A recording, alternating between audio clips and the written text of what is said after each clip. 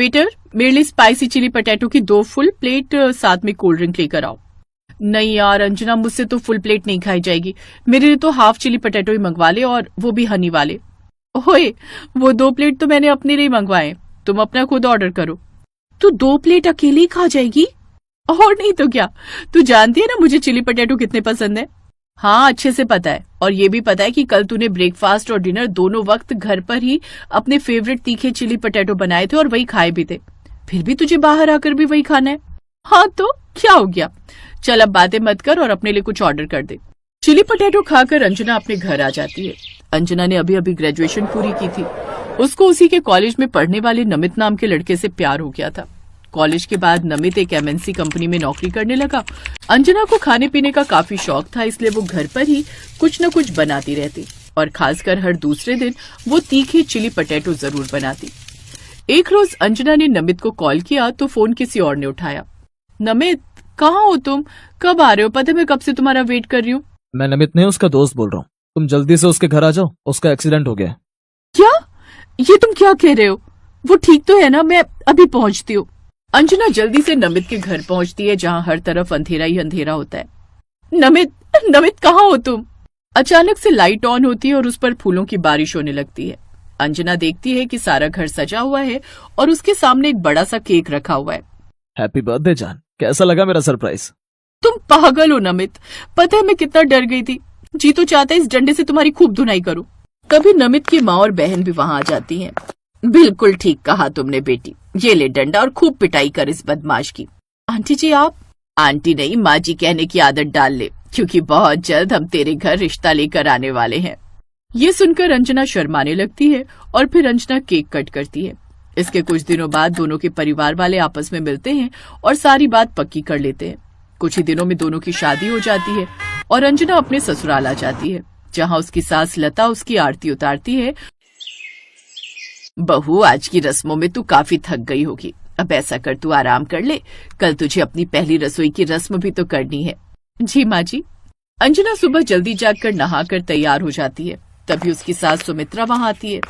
माँ जी, मैं अपनी पहली रसोई में क्या बनाऊं? देख बहू, जो तुझे पसंद हो तू बना ले, हम तो सब कुछ खा लेते हैं। जी अच्छी बात है, मैं अभी आप सबके लिए ऐसा कुछ बनाकर लाऊंगी कि आप सब अपनी उंगलियां चाटते रह जाओगे। नई बहू रसोई में गई और अपनी पहली रसोई में वही बनाने लगी जो उसे हमेशा से पसंद थे, यानी कि तीखे चिली पटेटो। हाय, मेरे मुंह में तो अभी से पानी आने लगा इन चिली पटेटो के नाम से। वैसे भी 4-5 दिन से शादी के चक्कर में माँ ने मुझे बिल्कुल भी नहीं खाने दिए, कितना तीखा खाकर मुश्किल हो जाएगी। लेकिन अब तो सासू माँ की भी इजाजत मिल गई है अपनी पसंद का कुछ बनाने की। इसके बाद अंजना जल्दी से कढ़ाई में तेल गर्म करती है और उसमें आलू काटकर उसे फ्राई कर लेती है।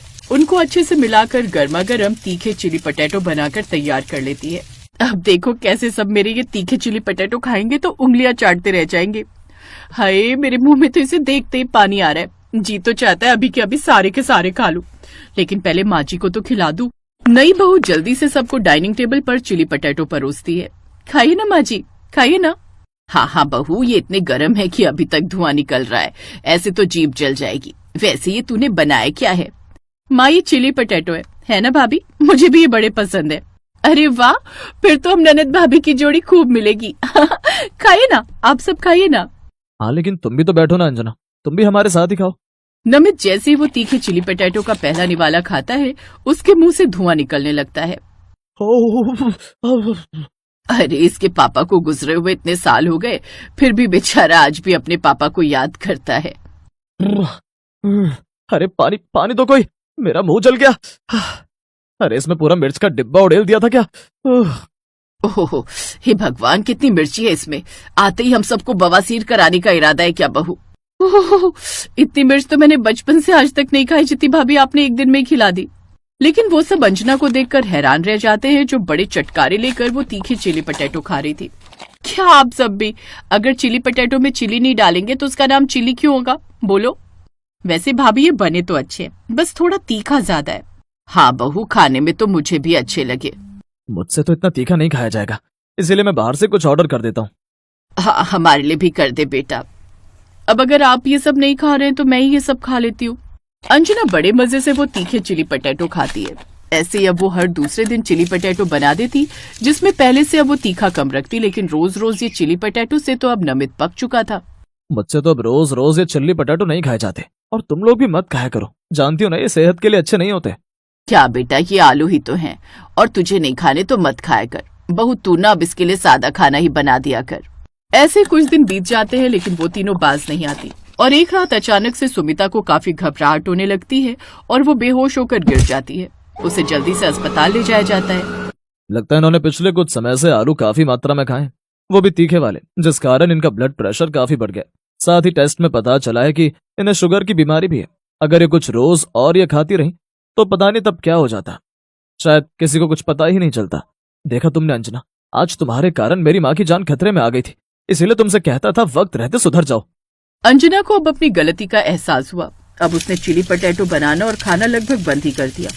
अब वो खुद भी हेल्दी चीजें खाती, साथ ही अपने परिवार वालों को भी हेल्दी खाना ही खिलाती।